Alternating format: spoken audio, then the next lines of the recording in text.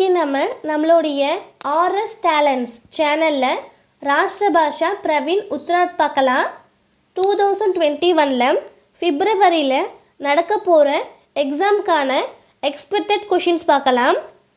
நம்ம already part 1 வீடியோலேயே first ரோமனும் second ரோமனும் பார்த்துட்டோம். இப்போ நம்ம தேர்ட் ரோமனுக்கு போகலாம். पठित पद्य संग्रह के आधार पर किसी एक कवि की काव्यगत विशेषताओं का परिचय दीजिए. पठित पद्य संग्रह के आधार पर நீங்கள் படித்த பத்திய ERCஸை ஆதாரமாக வச்சு கிசி ஏக் கவிக்கு ஏதாவது ஒரு கவிஞனுடைய காவியகத் விசேஷத்தாவோं का परिचय दीजिए. காவியகத் விசேஷத்தாவனுடைய பரிச்சய இன்ட்ரோடக்ஷன் இன்ட்ரோவை दीजिए தாருங்கள், எழுதுங்க, பரிச்சை தீஜியே சுருக்கி எழுதுங்க. நீங்கள் படித்த ERCஸை ஆதாரமாக வச்சு கீழே கொடுத்துருக்கிற கவிஞர்களில் இருந்து ஏதாவது ஒரு கவிஞனுடைய காவியகத் விசேஷத்தாவனுடைய பரிச்சய இன்ட்ரோவை எழுதுங்க. காவியகத் விசேஷத்தாவை சுருக்கி எழுதுங்க. காவியகத் விசேஷத்தாவும் பொதுவாகவே எல்லா கவிஞர்களுமே நிறைய படைப்பு படைப்பாங்க. ஆனால் தன்னுடைய படைப்பு ஜெயிக்கணும், வெற்றி பெறணும், இந்த சமுதாயத்தில் ஒரு நல்ல இடத்த பெறணும் அப்படின்றதுக்காக அந்த கவிஞர்கள் தன்னுடைய காவியத்தில் படைப்பில் என்னென்ன ஸ்பெஷாலிட்டிஸ் சிறப்புக்களில் யூஸ் பண்ணி எழுதியிருக்கிறாங்களோ யூஸ் பண்ணி எழுதி தன்னுடைய காவியத்தை படைப்பை ஜெயிக்க வச்சுருக்கிறாங்களோ அந்த ஸ்பெஷாலிட்டிஸை அந்த சிறப்புக்களை சுருக்கி எழுதுங்க. இன்ட்ரோடக்ஷனாக எழுதுங்க. நமக்கு தேர்டு ரோமனும் ஃபிஃப்த்து ரோமனும் காவியகத் விசேஷத்தாவை எழுதுங்க, இந்த மாதிரி எழுதுங்க அப்படின்னு சொல்லி கொடுத்துருக்காங்க. தேர்ட் ரோமன் பார்த்தீங்கன்னா அது பிராச்சீன் பத்ய சைனிகா அப்படின்ற புக்கிலேருந்து கேட்டிருக்கிறாங்க. அதே ஃபிஃப்த்து ரோமன் பார்த்தீங்கன்னா நவீன் பத்ய சைனிகா அப்படின்ற புக்கிலேருந்து கேட்டிருக்கிறாங்க. இப்போ நம்ம தேர்ட் ரோமன் பார்க்கலாம். பிராச்சீன் பத்ய சைனிகா, பிராச்சீன் ஓல்டன் ஆன்ஷியன்ட் பழங்காலம். பிராச்சீன் பத்ய சைனிகா பழங்காலத்தில் என்னென்ன கவிஞர்கள் எல்லாமே பிறந்து வளர்ந்து நம்மளுடைய ஹிந்தி சாகித்யத்துக்கு சேவை செஞ்சுருக்கிறாங்களோ, அதாவது தன்னுடைய படைப்பை படித்து இந்த ஹிந்தி சாகித்யத்துக்கு சேவை செஞ்சுருக்கிறாங்களோ அந்த கவிஞர்களை பற்றி தான் நம்ம இந்த பிராச்சீன் பத்ய சைனிகாவில் படிப்போம். அந்த டியூரேஷனில் பீரியட்ஸில் ஆன்ஷியன்ட் பீரியட்ஸில் என்னென்ன கவிஞர்கள் எல்லாமே பிறந்து வளர்ந்து நம்மளுடைய ஹிந்தி சாகித்யத்துக்கு சேவை செஞ்சாங்களோ அந்த கவிஞர்களை பற்றி படிப்போம். இதில் டோட்டலாக 9 கவிஞர்கள் இருக்கிறாங்க. அவங்க யார் யாருன்னா கபீர்தாஸ், சூரதாஸ், துளசிதாஸ், ரஸ்கான், பிஹாரிலால், ரஹீம், பூஷன், மலிக், முகமது, ஜாய்சி, கேசவ்தாஸ். இந்த 9 பேர் தான். இந்த டைம் நம்மளுக்கு கொரோனா அப்படின்றதுனால பொதுவாக ஸ்டூடெண்ட்ஸ் பிரச்சாரக்கிட்ட போக முடியல. அதனால் சபா நம்மளுக்கு 50 போர்ஷன் சிலபஸ், ஹாஃப் சிலபஸ் அப்படின்னு சொல்லி கொடுத்துருக்காங்க. இந்த 9.5 பண்ணும்போது நமக்கு கிடைக்கிறது 4.5. அதனால் சபா என்ன பண்ணியிருக்காங்கன்னா இந்த 9 கொஷின்ஸை 10 கொஷின்ஸாக மாற்றிட்டு அவங்க அதில் ஆஃப் அப்படின்னு சொல்லியிருக்காங்க. அப்படின்னா 5 கொஷின்ஸ், ஃபர்ஸ்ட் 5 கொஷின்ஸ் அதை தான் படிக்க சொல்லியிருக்காங்க. பிராச்சீன் பத்ய சைனிகா 1 से 5 தக், 1லேருந்து 5 வரைக்கும், அதாவது ஃபர்ஸ்ட் 5 கவிஞர் பற்றி படித்தா போதும். அவங்க யார் யாருன்னா கபீர்தாஸ், சூரதாஸ், துளசிதாஸ், ரஸ்கான், பிஹாரிலால். இவங்க 5 பேருக்குள்ளே இருந்து தான் நம்மளுக்கு காவியகத் விசேஷத்தாவும் கேட்க போகிறாங்க. போன டைம் அதாவது அக்டோபர் 2020 அவங்க என்னென்னு கேட்டாங்கன்னா கபீர்தாஸ், சூரதாஸ், ரஸ்கான் இந்த 3 பேரையும் கேட்டிருக்கிறாங்க. 99% போன டைமுக்கு வந்த கொஷின்ஸ் எல்லாமே இந்த டைமுக்கு வராது அப்படின்னு சொல்கிறாங்க. எப்பயாவது வரும், ரிப்பீட்டான கொஷின்ஸே எப்பயாவது வரும். ஆனால் போன டைம் கேட்ட கொஷின்ஸு வந்து 99% கேட்க மாட்டாங்க, வேறு கொஷின்ஸ் தான் கேட்பாங்க.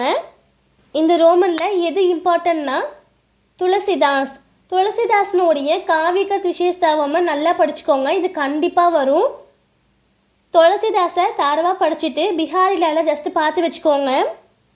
நமக்கு 5 இருக்குது, அந்த 5ல் போன டேர்மில் நம்மளுக்கு 3 கேட்டுட்டாங்க அப்படின்ற போது மிச்சம் 2 இருக்குது.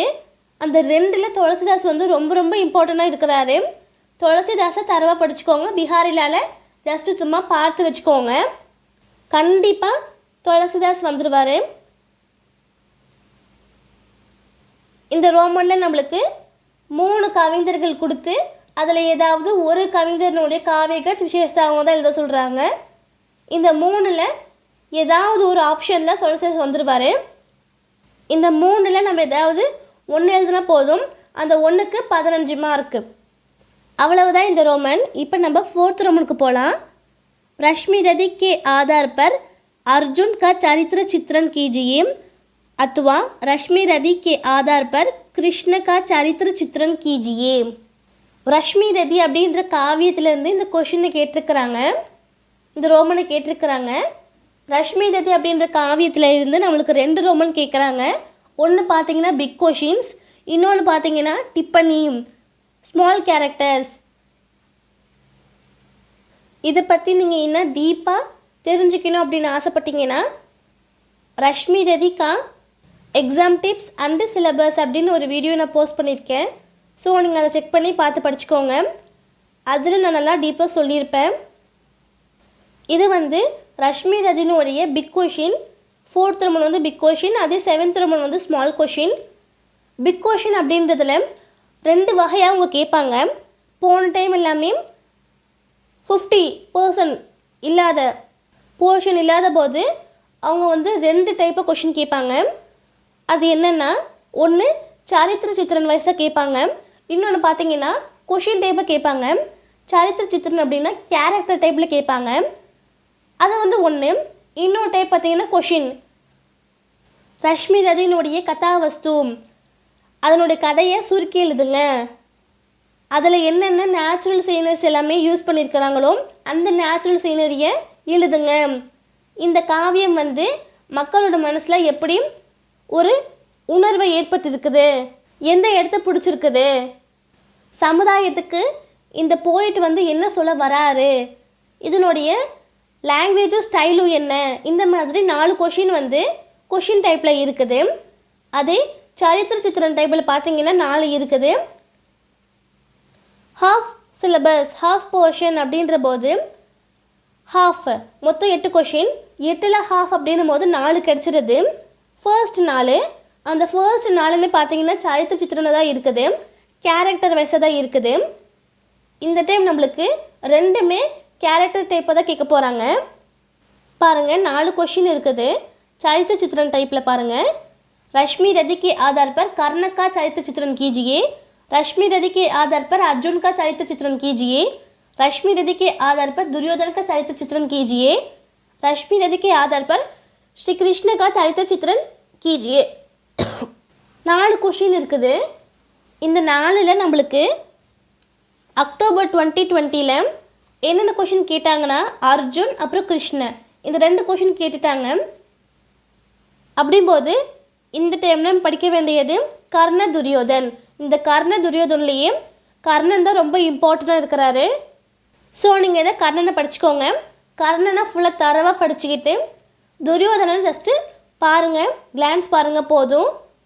99% இது ரெண்டுமே வராது, இல்லைனா வரனாலும் வரலாம். அது வந்து ஒரு சாய்ஸாக தான் வரும். மேலே வந்து கர்ணன் இல்லைனா துரியோதனை கொடுத்துட்டு கீழே வந்து அர்ஜுன் இல்லைனா கிருஷ்ணர், இவங்க 2 பேர்த்துல யாராவது ஒருத்தவங்க தான் வருவாங்க. ஸோ நீங்கள் இதை வந்து சாய்ஸை விட்டுடலாம். கர்ணன் துரியோதன் இவங்க 2 பேர்த்தையும் நீங்கள் தரவாக படிச்சுக்கோங்க, கண்டிப்பாக வந்துடுவாங்க. துரியோதனை கூட நீங்கள் கொஞ்சம் கிளான்ஸ் பாருங்கள், ஆனால் கர்ணனை தரவாக படிச்சுக்கோங்க. இந்த ரோமன் பார்த்தீங்கன்னா திஸ் ஆர் த டைப்பில் இருக்குது, இது அல்லது இது அப்படின்ற டைப்பில் இருக்குது. மேலே ஒரு கொஷின் கொடுத்துட்டு அத்வான்னு கொடுத்துருக்காங்க, அத்வானா அல்லது, அப்புறம் கீழே இன்னொரு கொஷின் கொடுத்துருக்காங்க இது அல்லது இது. இது 2ல் நம்ம ஏதாவது ஒரு கொஷினுக்கான ஆன்சர் எழுதுனா போதும். அதுக்கு நம்மளுக்கு 15 மார்க்ஸ் கிடைக்குது. अவ்வளவுதான் 4th रोमन. இப்போ நம்ம 5th रोमन போகலாம். पठित कविता संग्रह के आधार पर किसी एक कवि की काव्यगत विशेषताओं का परिचय दीजिए. நான் உங்களுக்கு மேலே சொன்னேன் இல்லையா 3rd रोमन. ஆனால் 3rd रोमனில் என்னென்னா ERCs ஆதாரமாக வச்சு அப்படின்னு சொல்லியிருக்காங்க. இதில் கவிதைகளை ஆதாரமாக வச்சு அப்படின்னு சொல்லியிருக்காங்க. அவ்வளவுதான் டிஃப்ரென்ஸ். நீங்கள் படித்த கவிதைகளை ஆதாரமாக வச்சு கீழே கொடுத்துருக்கிற கவிஞர்களில் இருந்து ஏதாவது ஒரு கவிஞனுடைய காவியகத் விசேஷதாவை பரிச்சயமாக எழுதுங்க, இன்ட்ரோடக்ஷனாக எழுதுங்க, அதை சுருக்கி எழுதுங்க அப்படின்னு சொல்லியிருக்காங்க. இதில் நம்மளுக்கு 3 கொடுத்துட்டு ஏதாவது ஒன்று எழுத சொல்கிறாங்க. 1க்கு 15 மார்க். டோட்டலாக நம்மளுக்கு பார்த்தீங்கன்னா 12 இருக்குது. 12 கவி இருக்கிறாங்க, 12 கவிஞர்கள் இருக்கிறாங்க. இந்த 12 கவிஞரில் half 50% அப்படின்ற போது ஃபர்ஸ்ட் 6 அது நம்மளுக்கு எக்ஸாமுக்கு கேட்பாங்க. இதுலேருந்து நம்மளுக்கு எக்ஸாமுக்கு கேட்பாங்க. ஸோ நீங்கள் அதனால் ஃபர்ஸ்ட் 6 கவிஞர்களை படித்தாலே போதும். இங்கே பாருங்கள் கொடுத்துருக்காங்க. நவீன் பதிய சைனிகா 1 से 6 तक 1லேருந்து 6 வரைக்கும் அப்படின்னா என்னென்ன கவிஞர்கள் வந்திருக்காங்கன்னு பார்க்கலாம். அயோத்தியா சிங் உபாத்யாய் ஹரியவுத், மைத்ரி சரண் குப்து, சுமிதானந்தன் பந்த், சூரியகாந்த் திரிபாठी நிரலா, மகாதேவி வர்மா, ஹரிவன்சராய் பச்சன். இந்த 6 கவிஞர்கள் தான். இதை பற்றி நீங்கள் டீட்டெயிலாக தெரிஞ்சுக்கணும் அப்படின்னா நவீன் பதிய சைனிகா எக்ஸாம் டிப்ஸ் அண்ட் சிலபஸ் அப்படின்னு உங்களுக்கு நான் ஒரு வீடியோ போஸ்ட் பண்ணியிருப்பேன். அதை ரெஃபர் பண்ணி பார்த்து படிச்சுக்கோங்க. இப்போ நம்ம ஒரு 6 கவிஞர் பார்த்தோம் இல்லையா, அந்த 6 கவிஞர்களை இருந்து நம்மளுக்கு ஏதாவது 3 கவிஞர்களை கொடுத்து அதில் இருந்து ஒன்றா செலக்ட் பண்ணி எழுத சொல்லுவாங்க. அவங்க எப்படி கேட்பாங்கன்னா ஃபர்ஸ்ட் 2ல் இருந்து ஒரு கவிஞர் கொடுத்துருப்பாங்க, நெக்ஸ்ட் 2ல் இருந்து ஒரு கவிஞர் கொடுத்துருப்பாங்க, அடுத்த 2ல் இருந்து ஒரு கவிஞர் கொடுத்துருப்பாங்க. அதனால் நீங்கள் தரவாக ஃபர்ஸ்ட் 2 கவிஞரை படிச்சுக்கிட்டாலே போதும். அயோத்தியா சிங் உபாத்யாய் ஹரியவுதை தரவாக வச்சுக்கிட்டு மைத்ரி சரண் குப்தா படிச்சுக்கோங்க. ஒரு கிளான்ஸ் வச்சுக்கோங்க. மைத்ரி சரண் குப்தா ஆல்ரெடி வந்திருக்கிறாரு, அது வருமா அப்படின்னு உங்களுக்கு டவுட் இருந்துச்சுன்னா சூரியகாந்த் திரிபாठी நிரலாவை படிச்சுக்கோங்க போதும். ஆனால் அயோத்தியா சிங் உபாத்யாய் ஹரியவுதை தரவாக படிச்சுக்கோங்க. உங்களுக்கு மைத்ரி சரண் குப்தா படிக்கணுன்னா அதை படிச்சுக்கோங்க. இல்லைன்னா சூரியகாந்த் திரிபாठी நிரலாவை படிச்சுக்கோங்க. கண்டிப்பாக அயோத்தியா சிங் உபாத்யாய் ஹரியவுது வந்துடும். இது 2ல் ஏதாவது ஒன்று வந்துடும். இதை பற்றி நீங்கள் டீட்டெயில் தெரிஞ்சுக்கணுன்னா நவீன் பதிய சைனிகா எக்ஸாம் டிப்ஸ் அண்ட் சிலபஸ் அப்படின்னு டைப் பண்ணுங்கள். என்னோடய வீடியோ வந்திருக்கும். ஸோ அதை நீங்கள் ரெஃபர் பண்ணி பார்த்து படிச்சுக்கோங்க. இதுதான் 5th रोमन. அடுத்தது 6th रोमन பார்த்தீங்கன்னா கிசியே கவிதா கா சாராம்சா லிக்கியே. கீழே கொடுக்கப்பட்டு இருக்கிற கவிதைகளை இருந்து ஏதாவது ஒரு கவிதையினுடைய சாராம்சாவை எழுதுங்க. இது பார்த்தீங்கன்னா நவீன் பதிய சைனிகாலேருந்து கேட்டிருக்கிறாங்க. நவீன் அப்படின்றனாலே மாடர்ன் இல்லையா, மாடர்ன் காலத்தில் என்னென்ன கவிஞர்கள் எல்லாமே பிறந்து வளர்ந்து நம்மளுடைய ஹிந்தி சாகித்யத்துக்கு சேவை செஞ்சுருக்கிறாங்களோ அந்த கவிஞர்களை பற்றி நம்ம இந்த நவீன் பதிய சைனிகாவில் படிப்போம். பிராச்சீன் அப்படின்றதுக்கும் நவீன் அப்படின்றதுக்கும் என்ன டிஃப்ரென்ஸ்னால் பிராச்சீனில் நம்ம ஓல்டன் காலத்தில் இருக்கக்கூடிய கவிஞர்களை பற்றி படிப்போம். அதே நவீனில் மாடர்னாக இருக்கக்கூடிய ஜஸ்ட் நவ் இப்போ ரீசெண்டாக இப்போ பிறந்த கவிஞர்களை பற்றி நம்ம இதில் படிப்போம், இந்த புக்கில் படிப்போம். 2-3 சென்ச்சுரிஸ்க்கு முன்னாடி இருந்த கவிஞர்களை பற்றி நம்ம இதில் படிப்போம். அவ்வளவுதான் டிஃப்ரென்ஸ். இதில் பார்த்தீங்கன்னா நம்மளுக்கு 6 கவிஞர்கள் மட்டும்தான் சிலபஸ்க்கு அப்படின்னு சொல்லியிருக்காங்க. இந்த கவிஞர்கள் எழுதிய நிறைய கவிதா இருக்குது. இப்போ அயோத்தியா சிங் உபாத்யாய் ஹரியவுத் அப்படின்னு எடுத்துக்கிட்டாலே அவர் 2 கவிதை எழுதியிருக்கிறாரு. அந்த 2 கவிதை கொடுத்துருக்காங்க. மைத்ரி சரண் குப்தா அவரோடது 2 கொடுத்துருக்காங்க. சுமிதானந்தன் பந்தோடையது 3 கொடுத்துருக்காங்க. சூரியகாந்த் திரிபாठी நிரலாவோடது 3 கொடுத்துருக்காங்க. மகாதேவி வர்மாவுடையது 2 கொடுத்துருக்காங்க. ஹரிவன்சராய் பச்சனோடையது 2 கொடுத்துருக்காங்க. ஆனால் நம்மளுக்கு எக்ஸசைஸ் அபியாஸ் அப்படின்னு சொல்லிட்டு என்னென்ன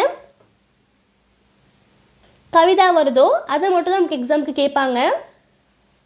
இப்போ ஒரு கவிஞர் அப்படின்னு எடுத்துக்கிட்டாலே அந்த கவிஞர் எழுதிய 2-3 கவிதா கொடுத்துருக்காங்க. அதனால் நம்ம படிக்கிறதுக்கு ரொம்ப டிஃபிகல்ட்டாக இருக்கும். அதனால் சபா என்ன பண்ணியிருக்காங்கன்னா, ஒரு கவிஞர்களில் இருந்து ஒரே ஒரு கவிதை தான் எக்ஸசைஸ் அப்படின்னு சொல்லியிருக்காங்க.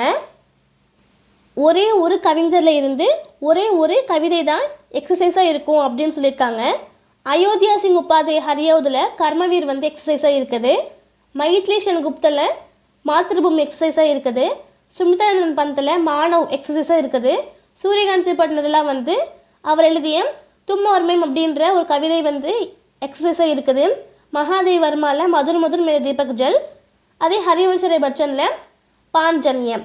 நான் உங்களுக்கு எதெல்லாம் ஸ்டார் போட்டிருக்கேனோ அதெல்லாமே எக்ஸசைஸ் கவிதா. நமக்கு எக்ஸாமில் அபியாஸ் எக்ஸசைஸ் அப்படின்னு சொல்லிட்டு என்னென்ன கவிதை தராங்களோ என்னென்ன கொஷின்ஸ் தராங்களோ அது மட்டும்தான் நம்மளுக்கு எக்ஸாமுக்கு கேட்பாங்க. இதுதான் பார்த்தீங்கன்னா உங்களுக்கு 6th ரோமன். இந்த கவிதையில் இருந்து தான் நம்மளுக்கு 2 கொடுப்பாங்க. 6 எக்ஸசைஸ் கவிதாலேருந்து 2 கொடுத்துருப்பாங்க. இது எப்படி கேட்பாங்கன்னா, ஃபர்ஸ்ட் 3லேருந்து 1, நெக்ஸ்ட் 3லேருந்து 1 அப்படி கொடுத்துருப்பாங்க. நீங்கள் வந்து தரவாக ஃபர்ஸ்ட் 3 படிச்சுக்கிட்டாலே போதும்.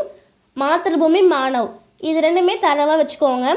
கர்மவீர் தேவையில்லை, வேணும் அப்படின்றவங்க கதை மட்டும் தெரிஞ்சு வச்சுக்கோங்க போதும். மாத்ருபூமி மானவ் இது 2மே தரவாக படிச்சுக்கோங்க, கண்டிப்பாக இது வந்துடும். நீங்கள் இந்த ரோமனில் படிக்கிற கவிதைகளை ஆதாரமாக வச்சு தான் நீங்கள் இந்த ரோமன் எழுத போகிறீங்க. அப்படின்ற போது உங்களுக்கு ஈஸியாக தான் இருக்கும் இந்த ரோமன். இந்த 2 ரோமனில் நீங்கள் எந்த ரோமன் ஃபஸ்ட்டு படித்தாலும் அடுத்த ரோமன் வந்து உங்களுக்கு ரொம்ப ஈஸியாக இருக்கும். நான் உங்களுக்கு சொன்னேன் இல்லையா, ஒரு கவிஞரில் நம்மளுக்கு 2 இல்லை 3 கவிதைகள் கொடுத்துருக்காங்கன்னு. அந்த 2 இல்லை 3 கவிதைகளில் இருந்து தான் நம்மளுக்கு 6th ரோமன் கேட்பாங்க. அதில் இருக்கிற எக்ஸசைஸ் கவிதை மட்டும் நம்மளுக்கு எக்ஸசைஸில் இருக்க கவிதை மட்டும்தான் நம்மளுக்கு எக்ஸாமில் கேட்பாங்க.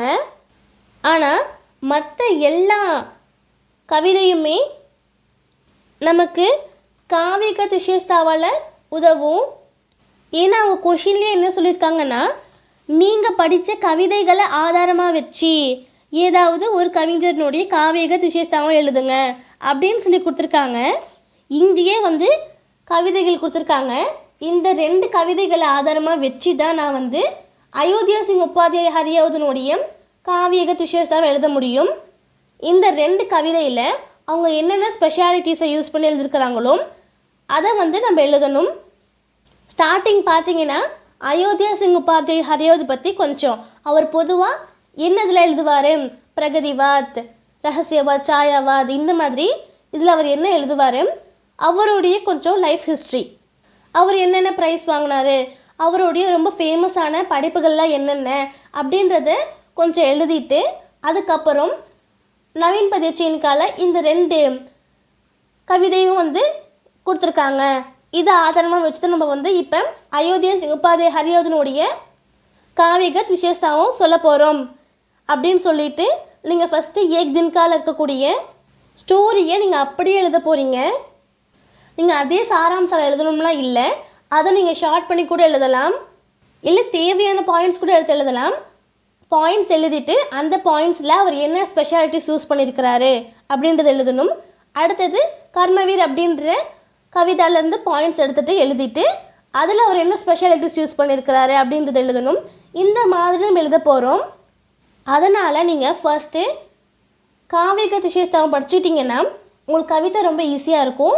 கவிதா எல்லாத்துலேயும் படிச்சுக்கிட்டிங்கன்னா உங்களுக்கு காவிக துஷேஸ்தாவும் ரொம்ப ஈஸியாக இருக்கும். அதனால் இது 2ல் நீங்கள் ஏதாவது ஃபஸ்ட்டு ஒன்று படிச்சுக்கிட்டாலே இன்னொன்று உங்களுக்கு ஈஸியாக இருக்கும். அவ்வளவுதான் நவீன் பத்யச்சேனிக்கா 6th ரோமன். அடுத்து லாஸ்ட் ரோமன் பார்த்தீங்கன்னா रश्मि रदी के आधार पर किसी एक पात्र पर टिप्पणी लिखिए. இது வந்து டிப்பனி. ரஷ்மி ரதியை ஆதாரமாக வச்சு கீழே கொடுத்துருக்கிற டிப்பனியால் இருந்து ஏதாவது ஒரு பாத்திரம் ஏதோ ஒரு கேரக்டருக்கு டிப்பனி எழுதுங்க, ஷார்ட் கேரக்டர் எழுதுங்க அப்படின்னு சொல்லி கொடுத்துருக்காங்க. இது வந்து நம்மளுக்கு ரஷ்மி ரதிலேருந்து கேட்குறாங்க. இந்த ரோமனில் டோட்டலாக இருக்கிறதே 5 தான். இந்த 5ல் ஹாஃப் அப்படின்ற போது சபா என்ன பண்ணியிருக்காங்க, 5 கொஷின்ஸ் அப்படின்றத 6 கொஷினை மாற்றிட்டு ஃபர்ஸ்ட் 3 கொஷின்ஸ் அப்படின்னு சொல்லி கொடுத்துருக்காங்க. குந்தி, பரசுராம், யுதிஷ்டர் இது 3மே நம்மளுக்கு சிலபஸில் இருக்குது அப்படின்னு சொல்லி கொடுத்துருக்காங்க. அதில் ஆல்ரெடி குந்தியும் யுதிஷ்டரும் வந்துட்டாங்க. இது வந்து 2020 அக்டோபரில் வந்த இது. இந்த டைம் வந்து நம்மளுக்கு பரசுராம் ரொம்ப இம்பார்ட்டண்ட்டாக இருக்குது. பரசுராமும் குந்தியும் படிச்சுக்கோங்க.